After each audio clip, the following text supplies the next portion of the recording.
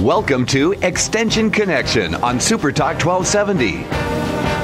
Thoughtful information and discussion with experts from both Burleigh and Morton County Extension Service offices. Extension Connection provides advice on family nutrition, issues in agriculture, lawn and garden, community leadership, homeowner concerns, and so much more. Live from the Super Talk 1270 studio, this is Extension Connection.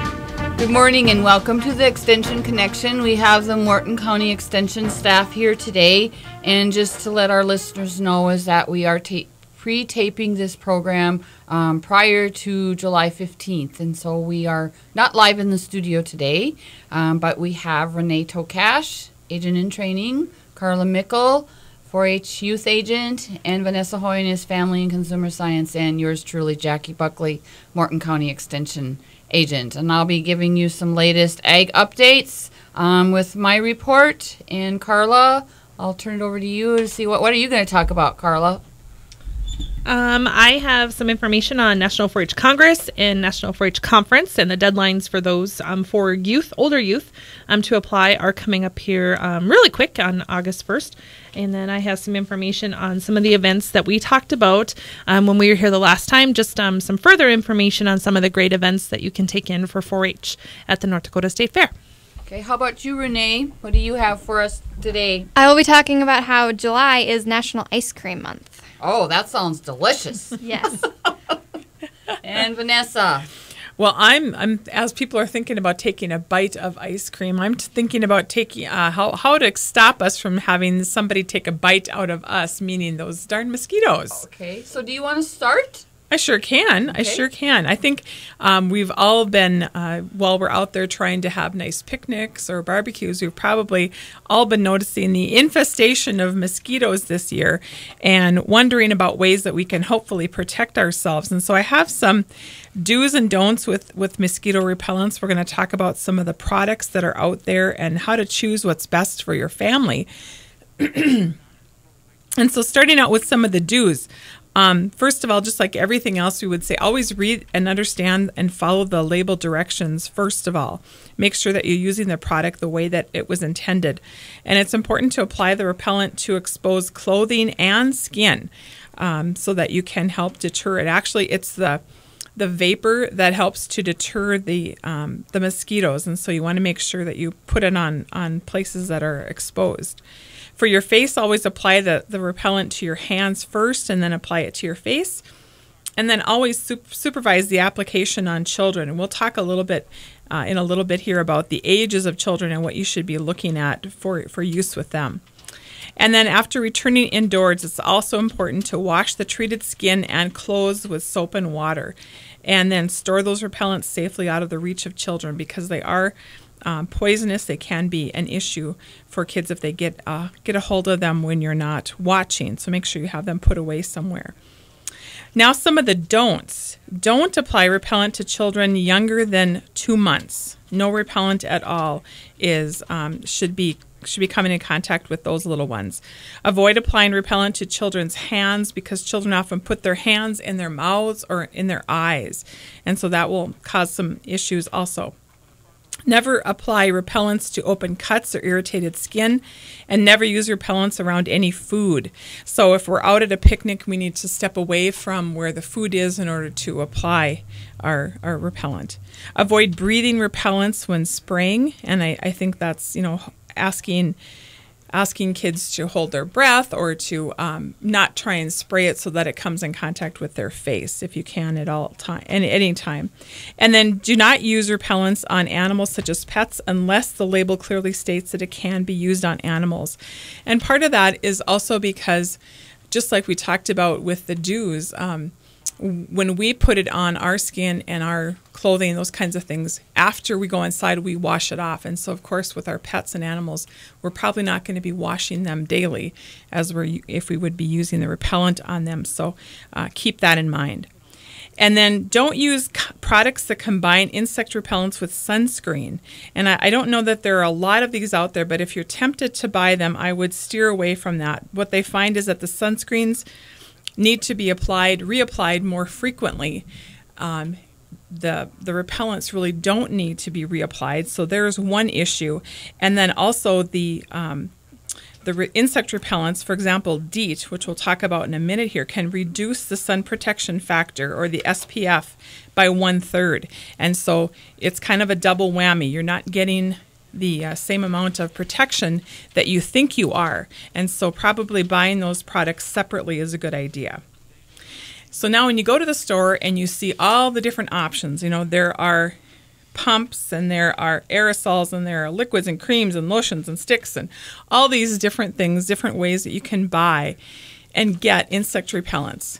The thing that's probably the most important, even more important than the form that it comes in, is probably looking at the percentage of the active ingredient. And so there are really two main different groupings. There are the products that contain DEET. And DEET, as I mentioned before, works by its vapors, preventing biting insects from landing or climbing on you, and it's generally acknowledged to be the most effective mosquito repellent available. The estimated protection time of DEET concentrations, so just to give you an idea, if you're looking at something that has 5% DEET, you would look at about 2 hours of protection. If it has 10% DEET, it would protect you for 3 hours. 15% DEET would protect you for 5 hours, and then 30% DEET, which is some of those deep woods kinds of things that they talk about, would protect you for about 6 hours. So the more active ingredient, the longer your protection. And so you want to make sure that you're choosing the insect repellent that fits best the situation that you are entering into.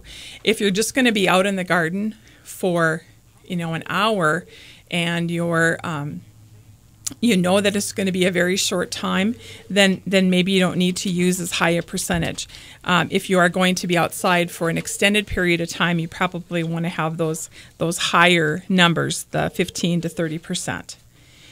The Centers for Disease Control and Prevention recommend that adults use an insect repellent that contains 30% or less DEET, while children between the ages of 2 to 12 should use a product that contains no more than 10% DEET. And repellents with DEET should be used sparingly on children ages 3 through 6 years old, and not at all, as I mentioned before, on children younger than 2 months. So now if you choose not to use DEET, which although DEET products generally are considered safe when used according to the directions, some people prefer to use natural plant-based products. Now, however, most non-DEET repellent products do not provide the same level of protection from insect bites as products containing DEET. And so, and then also we really don't have a lot of long-term research effects of the non-DEET products either. So we're kind of shooting in the dark when it comes to these natural products. But some that you could think about would be picardium, which is the active ingredient you would look for. And the protection is similar to a low dose of about 10% DEET. And now 10% DEET would protect you again, or this picardium would protect you for about 3 hours or more, depending on the concentration. Another ingredient you could look for is 2% soybean oil. And this protection is also similar to about 10% DEET, about 1 to 3.5 hours. Or another active ingredient you could look for would be oil of lemon eucalyptus. And this is a similar low dose of DEET, about that 10%, so usually less than 2 hours. So there are some different ways that you can look at. Some products that do not repel biting insects effectively are those ultrasonic devices that produce sound waves. Doesn't really work. Having bird houses or bat houses in your backyard will get a few, but that's not going to necessarily keep them from biting you. Garlic or vitamin B ingestion is not going to help you. Backyard bug zappers are not going to help you. Having a wristband soaked in insect repellents is not also a good thing to use for a repellent. And so really the best way to prevent is to use some insect repellent and avoid those high-risk areas that would be attracting more insects. If you have stagnant pools of water where, of course, the mosquitoes are reproducing. And then also looking at when temperatures are too hot, have your child or anybody wear long pants and long sleeve shirts and socks and closed shoes, which can help prevent bites.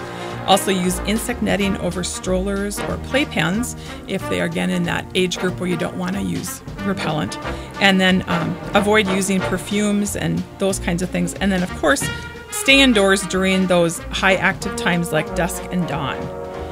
And so with that, we are going to take a break, and we'll be back with the Extension Connection.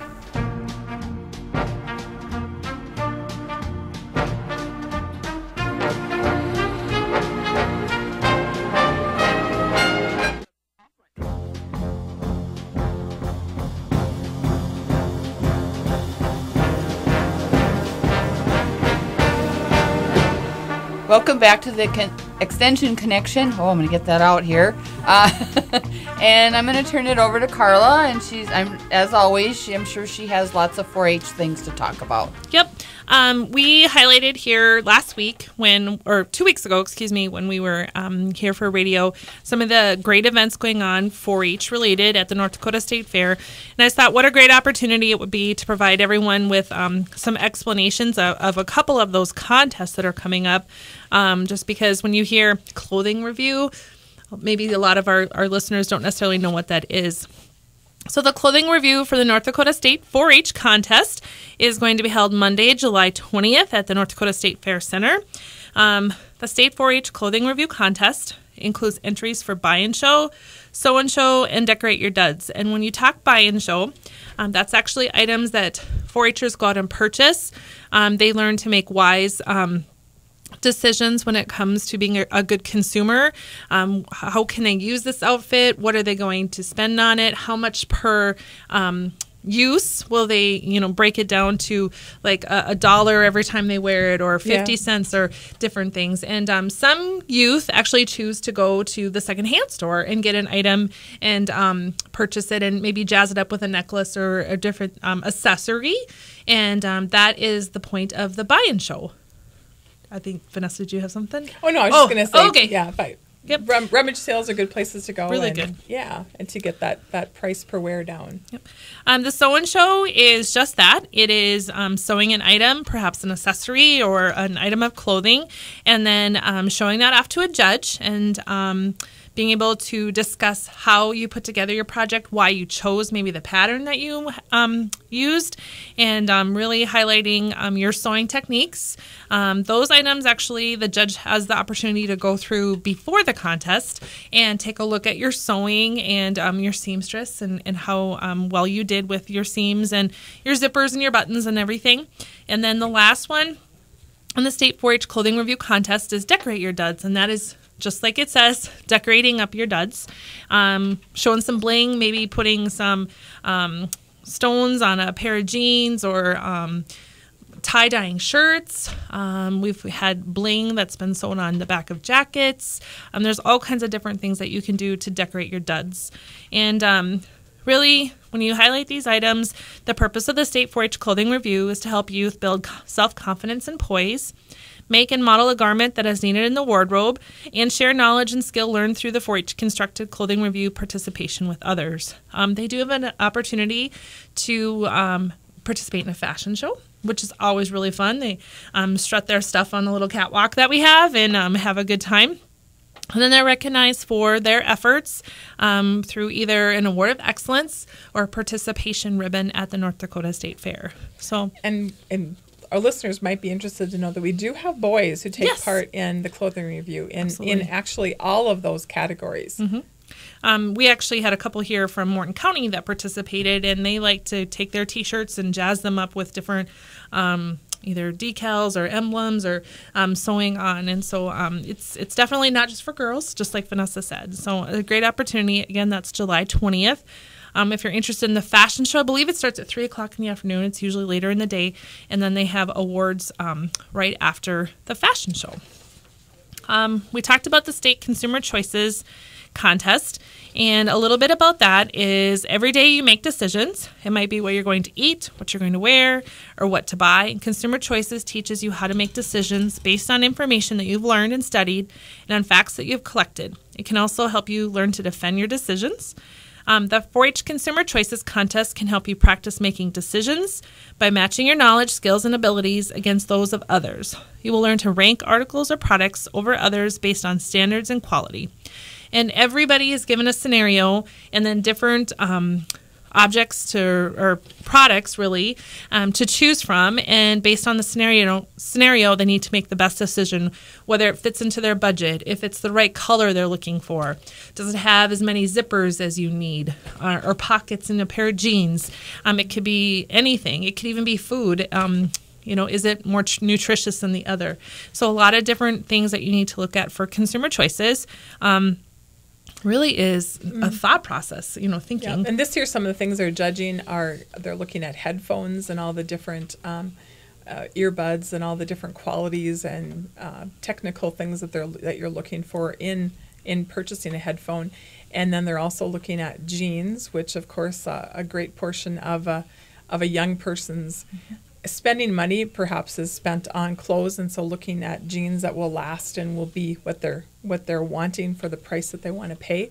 And then, as you mentioned, fast food is another area that they're looking at, learning to discern and make good choices among the menus and the things that are offered to them at different restaurants. So really a lot of things that kids are interested in or are using, so it's stuff that they're already familiar with. Just provide them with some extra knowledge and really get them thinking about. Well, and hopefully things that they're already buying right now, and so giving them some techniques to be able to make that good decision. Yep. So that's the State 4-H Consumer Choices Contest, and that will be held July 21st in the North Dakota State Fair Center up in the Atrium area. There is awards as well for this event, and that'll be held later in the afternoon. So I encourage you to stop by if you're visiting the North Dakota State Fair and check it out. It's really a great opportunity, again, for youth to practice decision-making and learn some new skills. Well, the last event that I have is the State 4-H Project Expo.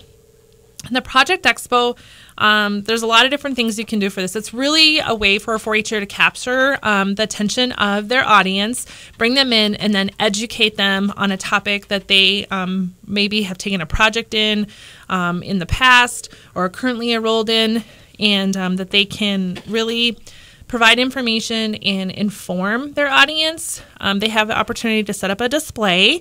As you walk by, you might think you're at a science fair, which is not the case, but it does look similar to a science fair. They have poster boards up, those trifold boards with a lot of information. They have a nice display. They're trying to provide as much information without cluttering up their table as they can to their audience, and really educating. And it's based on what their display looks like, and also the knowledge that they provide. So the more that they study, the more that they learn, and can provide information to a judge, of course, the better that they will do. And I know Brandon has been in this, and Tirza, and a lot of other youth, but I think of some of the projects that they've had in the past, and some of the things that they provided information on, and the things that they've learned. So, well, I think it's an opportunity for them to take a project area and really kind of delve in a little bit deeper into a certain area and let them do some research. And then also maybe sometimes making connections with others in the community, other experts that they connect with to gather that information and help. Yep. And so that kind of wraps up the events that I have here for the North Dakota State Fair. And I have one other thing I wanted to visit about, and that is some national trip opportunities for 4-H members. There is a deadline coming up of August 1st for applications for National 4-H Congress and National 4-H Conference. And 4-H Congress is actually held in Atlanta, Georgia, and it takes place usually right around Thanksgiving time. And the purpose of this event is to recognize and promote excellence in the 4-H Youth Development Education Program. They get an opportunity to learn some fun and exciting recreational opportunities and networking. They learn to become a better leader. They can go sightseeing. They make new friends, and just a lot of other things. And that, of course, is in Atlanta, Georgia. And the National 4-H Conference, which is held in Washington, D.C., typically that event is held in March, and that's to involve youth with program development to strengthen and continue development of public 4-H Relations. And this past year, the group that went to National 4-H Conference, some selected from around the United States, actually got to meet the president and visit with the president of the United States on topics that are important to them, including public transportation and safety, and getting youth involved in community service within their own home states, and just a lot of really great information. So that opportunity, again, is National 4-H Conference, and that's held in Washington, D.C., generally in late March or early April. And with that, Jim is cueing us for a break, and we'll be right back with the Extension Connection.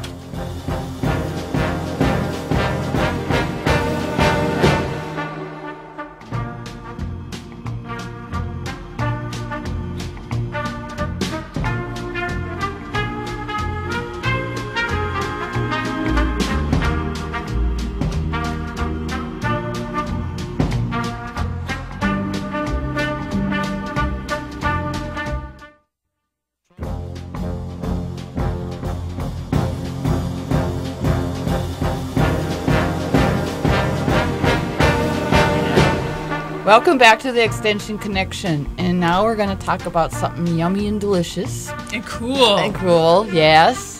These hot summer days. Your wishful thinking. Yes. Renee is going to talk about National Ice Cream Month. Renee? Yes. So if you remember, June was National Dairy Month, which then leads into July, which is National Ice Cream Month. And in fact, National Ice Cream Day is July 19th, which is coming up here pretty quick. So, some history on frozen desserts.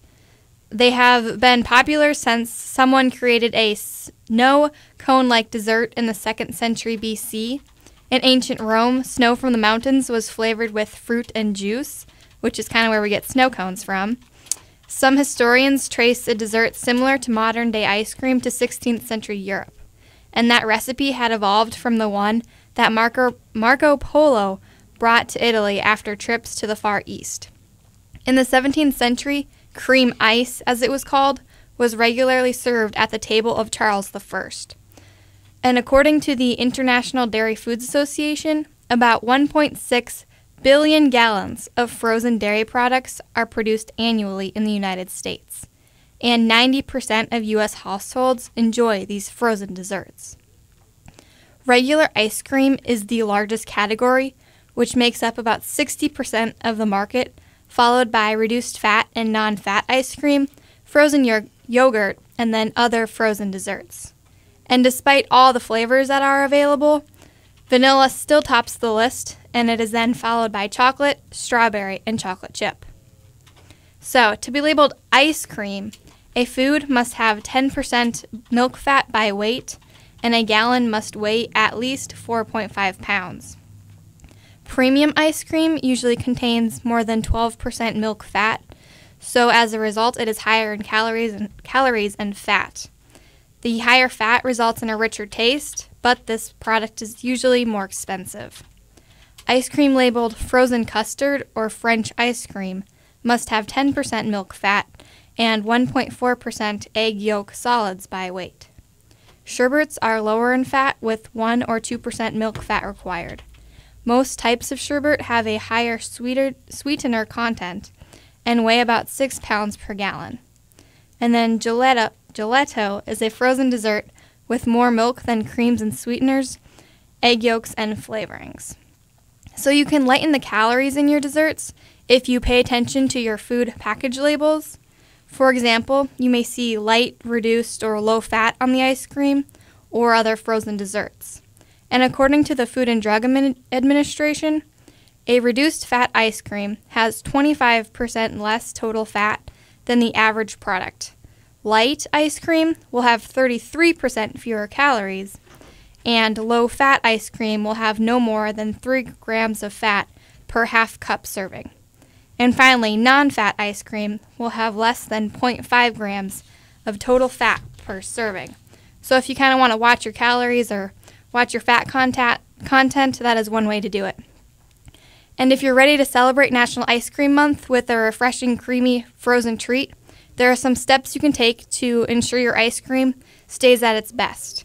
Some of these tips include to shop last at the ice cream aisle, during your grocery shopping trip, and make sure that the supermarket freezer is minus 20 degrees Fahrenheit or colder, and choose an ice cream product that is below the freezer line. At home, you want to make sure your freezer is set at 0 degrees Fahrenheit or lower, and make sure you store the ice cream in the main part of the freezer, not in the door. For the best quality, you want to use the ice cream or frozen product that you purchase within a month of when you bought it. That usually isn't a problem. Yeah, I mean, it shouldn't be, but you never know. And if you're low on cash during National Ice Cream Month, you can always make your own ice cream using milk, half and half, sugar, vanilla, ice, and rock salt. And remember, moderation as you enjoy a serving of your favorite treat. And with that, just make sure you enjoy National Ice Cream Month by eating as much ice cream as you can. What's your favorite flavor, Renee? Chocolate more than probably. Probably. Carla? I like Bison Crunch. Of course. Yes, it's really good. It's got caramel in it and chocolate chunks, and it's good. That is good. That is good. It is good, too. How about you, Vanessa? Oh, I like chocolate with like peanut butter in it. Chocolate and peanut butter. That's my favorite. I like Moose Tracks. That's a good one, too. And it's kind of like the Bison Crunch in a way. And so that's one of my favorites. And then, of course, chocolate. And so, yeah, ice cream is Anything good. chocolate's always good. Yeah. They were making, when you were talking about making your own ice cream, when I was at camp yesterday, or last week, excuse me, they were going to make their own ice cream, and the kids were pretty excited. So, Well, I was at one of our local stores the other day, and I did see an ice cream maker out there. Yes. So they're out in the stores to try and make and enjoy the product. Yes. And that is a good tip that Renee shared when you're buying ice cream in the grocery store, making sure that you're checking how firm it is, because if you can bend or press into that ice cream as you're purchasing it, it hasn't been kept cold enough, and so you want to make sure that it is hard when you take it home. Mm-hmm. Yep. And just one more thing too is that one of my favorite, when we talked about State Fair before, one of my favorite booths is right south of the Livestock Expo Barn, and it is the North Dakota Dairy Association, and I can't wait. And they'll definitely be celebrating on the 19th for sure. And I'm sure they will. I'm sure they will. And then if you're at the State Fair, go to the dairy booth. They have white and chocolate milk, I know, to serve there. They also have a soft serve in chocolate, strawberry, and vanilla, I believe. And then if you have a favorite hard serve ice cream, they have that as well. And so ice cream cones and dishes. Yeah, and best ice cream on the fairgrounds. Yes. So if you're looking for the Morton County staff, that's where we will be. Yeah, bring your sprinkles. Yes. Yeah. So Renee, very good tip for this month. Switching gears a little bit, remember that 2 weeks ago we talked about the Good Bug Corner, and in our Crop and Pest Report, the Good Bug Corner this week is talking about the ambush bug, and as the common insect name implies, they will wait and hide in flowers and ambush their prey. Ambush bugs can be identified by their raptorial front legs that they use for grasping prey, cryptic coloration, and stout-bodied insects about 5 to 12 millimeters long. The immature nymphs look the adult without wings. When they grasp their prey, they inject it with enzymes to digest it and then suck up its content.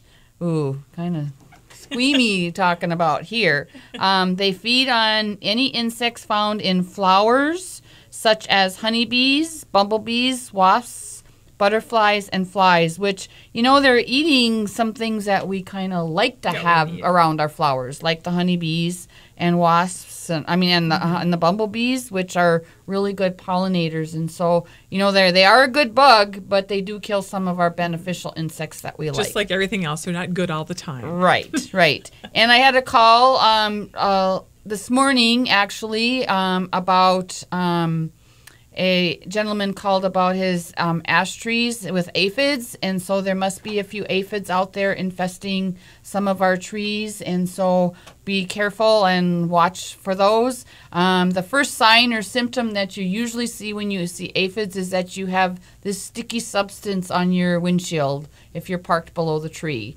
and so that's one of the honeydew that is gone out of the aphid, drops on our windshields, our cars, and really kind of makes a sticky, gooey mess. We are getting the cue that we need to go for a break, and so the Extension Connection with the Morton County staff will be back in a few minutes after our commercial break.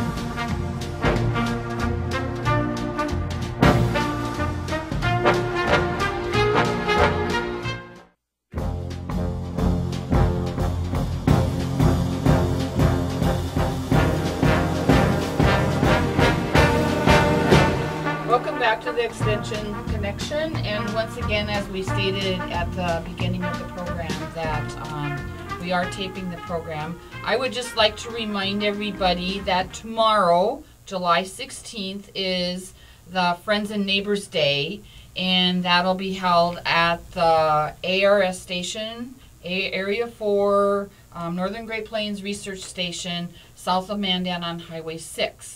It will be held from 2 to 5:30 p.m. Central Daylight Time. You will enjoy the park-like campus filled with presentations, exhibits, demonstrations, antique tractors, a research tour, children's activities, and then an all-afternoon barbecue. Visitors will learn about how research is done, long-term research, and the National Ecological Observatory Network, what USDA agencies do for you, including NRCS, FSA, APHIS, or the Animal Plant Health Inspection Service, rural development, and so forth. Developing a sustainable beef enterprise, developing energy beets, avian influenza, talking about pollinators, tree improvement tour, the North Dakota Ag Department exhibits, the Northern Great Plains Research Lab drought simulator, and Crops for Biofuels tour, and much more. I'd like to remind our listeners and farmers, producers out there that the format for the tour on July 16th, which is still Thursday, once again, it's going to be held the third Thursday in July 16th, is that the format has changed. There will be no evening supper barbecue.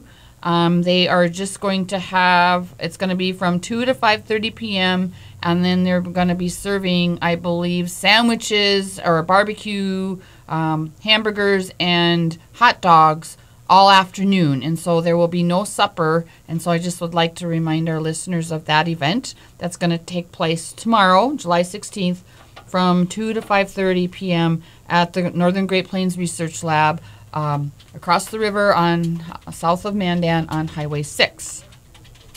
We've been getting some reports of stripe rust being found on some flag leaves in some parts of the state. The cooler, wet weather in June provided ideal conditions for the development of a great-looking wheat crop.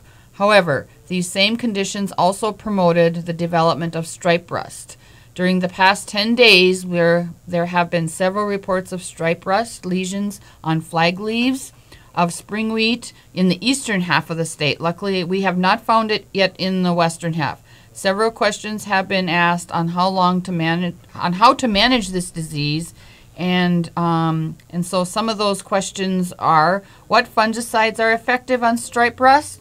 Using data from the winter wheat belt in the southern Great Plains. Headline, Quadris, and Evito are Prosaro Folicure-based products are very good to excellent activity on stripe rust. The more important issue is the timing of a fungicide application.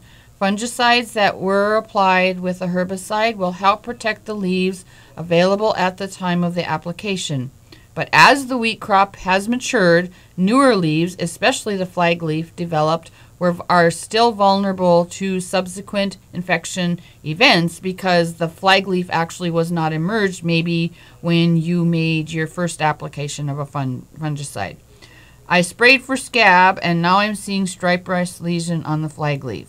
The good news is fungicides that are effective in the suppression of scab and dawn are also effective in managing stripe rust. The bad news is that these fungicides will not cure infections that have already occurred. The amount of time it takes a spore landing on a leaf and causing a pustule is approximately 14 days. Therefore, when a fungicide application was sprayed at early flowering, it will only protect the leaf tissue that has not been colonized by the pathogen. This is a perfect example of how rust diseases can appear to have increased after a fungicide application. Are any of the spring wheat varieties resistant? Some fungicide wheat variety by fungicide conducted by Dr. Joel Ransom in East North Dakota. This trial is a natural epidemic of stripe rust, and differences in susceptibility, it's a hard word to say this morning, were observed amongst the spring wheat varieties. It was found that a large majority of the spring wheat varieties were susceptible or moderately susceptible to stripe rust. Future evaluations will be conducted at other sites that were known to have stripe rust in them. We expect to gather more varietal information included in the Hard Red Spring Wheat Variety Selection Guide for 2016. You should continue to scout your fields for the presence of stripe rust. If you have a later developing wheat crop, a flag leaf application may be needed if the weather remains cool and wet. If you're let's see. And then those of you that have soybeans out there, you might want to be starting to check to see if you have nodulations in your soybeans. These little white looking little pustule type things should be appearing on your roots very soon. Nodules on the soybean roots can be found starting at the V2 or V3 second or third trifoliate growth stage. The number of nodules formed increases till the R5 growth stage and does the nitrogen fixation to the plant. Nodules are fixing nitrogen are pink or red inside. These are a few factors that can reduce the formation of nodules. Elevated levels of nitrogen in the soil may reduce the nodulation to the plant.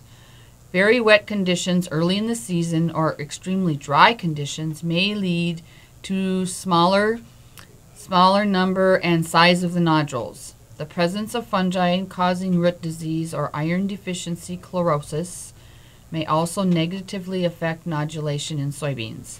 Lastly, limited nodulation may occur in fields in which soybeans are grown for the very first time, and especially if the soybeans were not inoculated at seeding time. The beginning of July is a good time to check the roots for nodules. When digging up the plants, be careful to gently remove the dirt, possibly washing the roots in a bucket of water.